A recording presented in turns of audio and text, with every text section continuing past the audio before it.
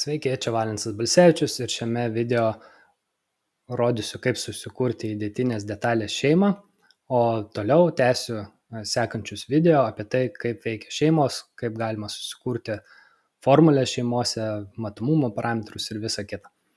Tai pradėsiu nuo to, kad kuriu naują šeimą, New Family, ir atsidaro šeimų šablonai, tačiau matome, kad katalogas yra angliškas imperinių vienetų, todėl pereiname į Family Templates ir pasirinkam English katalogą. Ir čia matome įvairiausius šeimų šablonus, kurie skirti skirtingiems elementams kurti. Pavyzdžiui, annotations tai būtų visokiams 2D elementams. Tai yra žymos, pjūvių simboliai, lygių simboliai, ašių simboliai ir panašiai. Toliau yra conceptual mass, koncepciniams elementams kurti, niekad nenaudoju, čia labiau architektams galbūt. Ir tada title blocks, tai yra kampiniai štampai, taip sakant, brėžinių dydžiai. Ir tada turim įvairias šeimas skirtingiems dalykams. Casework, ten baldams skirtos, ten detail item, 2D elementams skirtos, čia su partais dirbant, durims, vienu žodžiu, skirtingoms kategorijoms, skirtingi šablonai skirti. Kas čia dar svarbaus? Profile, tai naudojame tokį 2D formą nubrėžiam ir naudojame sukurti kūnų šeimoj, tai irgi reikalingas šablonas, ir paskui kolonos, sijos, santvaros ir taip toliau, ar ne? Tai yra įvairių šablonai. Dabar šičia yra tokia grupė Metric Generic Model, tai bendriniai elementai, tačiau jie užsibaigia skirtingai. Adaptive, tai toks prisitaikantis, kur galima per kelis taškus ten situaciją, vienu žodžiu, tą elementą sumodeliuoti sudėtingesnėms formoms tenai. Paskui ceiling based, pavyzdžiui, tai būtų jau sukurta šeima, įkelta į modelį, ją galima uždėti tik tai, pavyzdžiui, ant lubų elementų. Šitą galima tik tai ant perdangos elementų, šitą ant stogo, ar ne, tenai ir taip toliau. Paskui yra line based, pavyzdžiui, tai 2 taškų, tokia kaip linija nubrėži ir, tarkim, kažkokį elementą sukuri. Pattern based, tokie sudėtingesni, labiau galbūt naudojami architektų, kai kuriamos fasadinės sistemos. Ir vienu žodžiu, mes ką naudosim, ir dažniausiai naudoju detalėms, tai yra Generic Model Face Based. Šitas šablonas leidžia sukurti elementą, kurį įterpiant galiu jį uždėti ant bet kurio elemento paviršiaus, arba ant lygio, arba ant plokštumos pasirinktos. Ne? Tai toks universalus šablonas, tinka viskam. Spaudžiu Open ir atsidaro šeimos redagavimo langas. Čia matote, yra šeimos naršyklė, čia yra savybės, o čia vaizde, reference level vaizde. Aš matau tokias 2 ašis susikertančias, tai yra įterpimo taškas, jų susikirtimo taškas, yra modelyje bus įterpimo taškas, o čia toksai dirbtinas kūnas, kuris nesimatys modelyje, tačiau šeimos kūrimo aplinkoje leidžia orientuotis, kur tas kūnas bus, ir tiesiog kaip pagalbinis kūnas, kuris leidžia orientuotis, kaip tai atrodys modelyje. Arba angų kūrimo atveju šitą kūną iškirpus ir modelyje bus kūnas, ant kurio įterpiama detalė, iškerpamas. Viršuje čia įrankių juostoje, matau, yra įvairūs įrankiai mano elementams kurti. Tai yra, pavyzdžiui, šitie 5 įrankiai skirti kūnams kurti, ar ne, įvairiais būdais. Paskui yra angoms lygiai tokie patys 5 įrankiai kurti. Tada yra model line, tai trimatė linija, kuri matoma visuose vaizduose, tai nėra 2D linija. Tada model text, tai vėlgi trimatis tekstas, kuris matomas visuose vaizduose. Component, tai tiesiog į kiekvieną šeimą mes galime įterpti dar vieną šeimą, kelias šeimas galime įterpti į tą pačią šeimą, ir toks kaip rinkinys šeimų gali būti vienu metu įterpiamas. Tada yra control, tai yra tokie vertikalūs horizontalios rodiklės, kaip matosi, kai modeliuojam kokią sieną ar duris, ten būna tokios rodiklytės, su kurių pagalba galime elementą apsukti, padaryti veidrodžišką versiją modelyje. Ir tada, ką mes pradėsim naudoti, tai reference line ir reference plane. Reference line naudojame tada, kai mums reikia valdyti kažkokį kampą tarp elementų su parametrais, tada būtina naudoti reference line. Visais kitais atvejais naudojam reference plane, tai nuo to ir pradėsiu, sukursiu reference plane, paskui tarp jų sukursiu matmenis, tuos matmenis valdysiu su parametrais sukurtais ir tada, kai sukursiu kūnus, juos pririšiu prie tų plokštumų ir tų parametrų pagalba jau valdysiu tų kūnų matmenis. Tai spaudžiu reference plane ir tiesiog nusibrėžiu plokštumą pagalbinę, kurią naudosiu savo šeimai sukurti. Tai viena plokštuma nubrėžta, ar ne? Jeigu aš nueisiu į šeimos vaizdą iš priekio, matysiu, kad ta plokštuma tokia aukšta gaunasi pagal nutylėjimą. Man tas nelabai patinka, todėl aš kartais tiesiog pačio pradžioje sumažinu, pavyzdžiui, ją, tada nuėjęs atgal į tą vaizdą, spaudžiu, pavyzdžiui, tai sukuriu veidrodinę kopiją, ar ne, turiu šitas dvi plokštumas, tada dar rotate panaudoju, copy įjungęs, ne, paslenku, kad būtų ties susikirtimo centru ir tada padarau 90 laipsnių kopiją ir turiu dabar 4 plokštumas. Tada spaudžiu DI, sukuriu matmenį, spaudžiu equal, kad būtų atstumas vienodas nuo šitos plokštumos iki šitų plokštumų ir tą patį padarau čia, nes noriu, kad mano detalė įdėtinė būtų centruota, kad jos centras būtų ties susikirtimo įterpimo tašku. Tada uždedu matmenį tarp plokštumų ir dar vieną matmenį tarp šitų plokštumų. Dabar, kai turiu matmenį, galiu padaryti taip, kad jį valdyčiau su parametru. Tai pažymiu matmenį ir čia viršuje galiu priskirti parametrą, jeigu jį turiu, arba sukurti naują parametrą. Kadangi dabar neturiu, tai tiesiog sukuriu parametrą. Taigi žiūrim, ką čia turim. Family parameter. Tai yra parametras, kuris, tai tarkim, tinka, jisai valdys atstumus, tačiau negalima jo to parametro įtraukti į žymas ir į kiekių lenteles.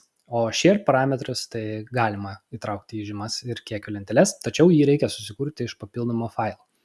Tai šiuo metu to nedarysiu, tiesiog įvedu pavadinimą parametro ir pasirenku, ar tai yra tipo parametras, tai yra galios visiems šitiems elementams projekte, ar instance parametras, kiekvienam elementui atskirai galėsiu koreguoti. Ne? Paskui disciplina ir data type, tai ir parametro duomenų tipas jau parinktas, kadangi aš pirmą pažymėjau matmenį ir paskui kūriau parametrą. Ir tada kur sugrupuoti. Tai čia matot savybėse mes kiekvieno elementų turime graphics, text, other, tai vienu žodžiu galim pasirinkti, pavyzdžiui, čia prie graphics ar prie dar kažko tą parametrą sugrupuosime. Tai va šičia pasirinku dimensions, ne? Spaudžiu OK. Ir dabar turiu jau vietoj matmens, turiu šitą parametrą. Kur tas parametras nukeliavo? Tai jisai yra va šičia prie family types. Čia yra savybės ar ne, galiu įjungti, išjungti, matyti arba nematyti. Ir tada family types. Tai tiesiog šeimos tipai, kur mes galime tipus susikurti, peržiūrėti parametrus ir pažiūrėti, kaip kas veikia. Tai ką mes čia turim? Pagal nutylėjimą tam tikrų parametrų yra kiekis visada. Identity data, va čia matome, ne, tipo parametrai yra. Ir yra IFC parametrai eksportavimui skirti ir tada yra ilgio parametras. Pažymiu ir netgi jisai užsidega čia. Ir dabar, pavyzdžiui, aš jeigu pakeisiu vertę šičia, matote, pas mane irgi sumažėjo atstumas, pasikeitė, taip sakant, ta vertė. Tai tuos parametrus galiu kurtis ir šitoj lenteliai. Pavyzdžiui, aš čia sukuriu, ne, naujas parametras ir, pavyzdžiui, įvesiu plotis. Ir irgi padarysiu tipo parametras, bet šį kartą jau duomenų tipą galiu pasirinkti, ne? Tai galėtų būti tekstas, kampas, skaičius, plotas, matomumo parametras, medžiagos parametras ir panašiai. Tai bet kadangi čia aš noriu jį priskirti matmeniui, tai tikrai palieku length ir spaudžiu OK. Ir tiesiog įvesiu kokią nors vertę, kad nepalikčiau 0, 300, pavyzdžiui. Ir kai pažymiu šitą matmenį iš sąrašo, dabar jau galiu pasirinkti tą parametrą. Parametrą bet kurį, aišku, galiu. Ir ilgis, kad kontroliuotų šitą vertę, bet kaip ir planas buvo, kad plotis reguliuotų, ar ne? Tai turime du parametrus. Kita kryptim dar mums reikia, kad valdyti elemento matmenis, tai vėl nueinu į vaizdą iš priekio, spaudžiu reference plane, sukuriu plokštumą, escape, dar mėgstu pasižiūrėti šono šito, jeigu prisimenu, tai tiesiog šiek tiek man gražiau atrodo, kai jisai skiriasi nuo tų plokštumų, kurios jau yra sukurtos ir tada lengviau man atsiminti, kad čia aš sukūriau šitas plokštumas, ar ne, kitą kartą. Na va, ir dabar norėčiau valdyti atstumą nuo šitos plokštumos iki pagrindinės plokštumos. Tai vėl spaudžiu DI, užeinu ant čia, spaudžiu Tab, jis nori pažymėti lygį, bet aš dar kartą spausiu Tab, kad būtų nuo plokštumos, kuri yra tenai sukurta, ta centrinė pagal nutylėjimą, kuri buvo. Ir tada atstumas iki čia. Ir tada galiu, pavyzdžiui, vėl stories įvesiu, ne? Ok. Ir šitą atstumą valdysiu su storio parametru. Nueinu čia, spaudžiu 10, pavyzdžiui, apply ir matote pasikeičia atstumas. Tai viskas kaip ir veikia. Tai kai susikuriu plokštumas, pradedu kurti savo kūną, ne? Einu į create ir vienu iš būdų galiu panaudoti, kaip sukurti tą kūną.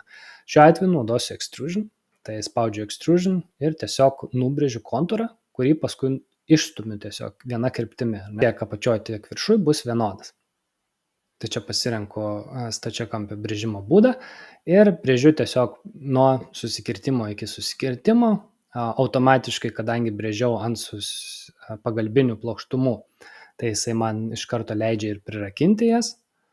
Ne, tai pavyzdžiui, jeigu prirakinu, šitą galiu slankiot, o šitą bandysiu, jeigu paslinkti, jau jisai man pranešimą sako, kad yra prirakinta prie tos plokštumos ir ką darom. Vienu žodžiu, galiu atrakinti arba palikti prirakintą, jeigu paspausiu cancel. Tai šita ne vietoje, jeigu mano linija, ne, noriu, kad jinai būtų valdoma šitos plokštumos, tai turiu ją prirakinti prie tos plokštumos. Tai spaudžiu align komandą, šitą AL, pasirinku plokštumą, pasirinku savo liniją, užrakinu ir dabar jau, kai šita plokštuma pasislinks, tai šita linija irgi važiuos su ta plokštuma. Spaudžiu užbaigti ir patikrinam, ar veikia. 350, apply ir mano jau kūnas reaguoja į šitus matmenų pokyčius, kadangi jisai prirakintas prie tų plokštumų. Pasižiūrėkime į priekį, kaip čia atrodo. Tai, kai aš sukūriau savo kūną, jisai, jo apačia yra ties pagrindiniu lygiu ir tada jis yra išstumiamas į viršų pagal tą kontūrą, kurį aš nubrėžiau. Čia matome informaciją, extrusion start yra 0, end 250. Tai, pavyzdžiui, jeigu aš mažinsiu, patempsiu šitos rodiklytės, matėsit, kad šita vertė taip pat mažėja. Jeigu nuslinksiu žemyn, bus minusinė vertė. Tai vienu žodžiu reikia žiūrėti pagal situaciją, ką naudot. Tai šį kartą gal paimsiu šitą plokštumą, paslinksiu, nuimsiu šitą disjoint, kad man nesugadintų nieko, paslinksiu ir tiesiog tegul šitą būna plokštuma čia ir kai šitą kūną paimsiu ir patempsiu žemyn, pavyzdžiui, sulygiuosiu su tą plokštumą, atsiranda vėl prirakinimo galimybė, ne? Tai galiu tiesiog užrakinti ir dabar, jeigu aš paimsiu pažymių plokštumą, naudoju rodiklės keisti vertę, ne? Matosi, kad mano kūnas jau seka pagal tą plokštumą. Galėjau ir align komandą naudoti, bet tiesiog šį kartą pasilinkau už rodiklyčių, ne? Tai paimsiu, pakeisiu gal čia tą story, kad būtų taip. Tai va, tai dabar einam į 3D vaizdą, pasižiūrim, tokią turiu plokštelę sukūręs, ne?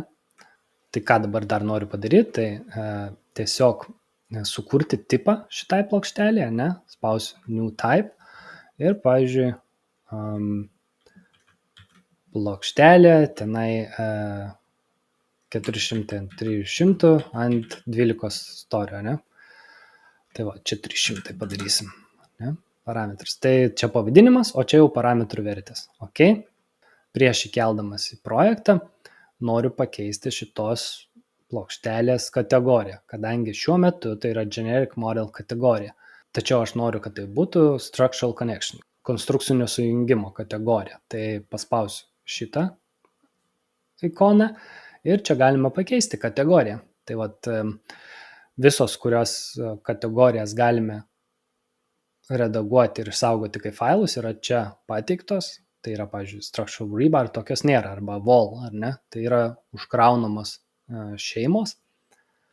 Tai pasirinku konstrukciniai sujungimai, spaudžiu OK ir matote, kiekvienai kategorijai šiek tiek parametrai kitokie, prieš tai buvo kitokie. Ir mes čia galime pasirinkti, kaip tas elementas elgsis, pavyzdžiui, ar jisai bus kaip metalinis, ar kaip betoninis, tai prasme, kad jeigu kaip metalinis, pavyzdžiui, įterpsiu ant betoninės sienos, jisai su ta siena nesusijungs, o jeigu pasirinksiu concrete, tai susijungs su siena.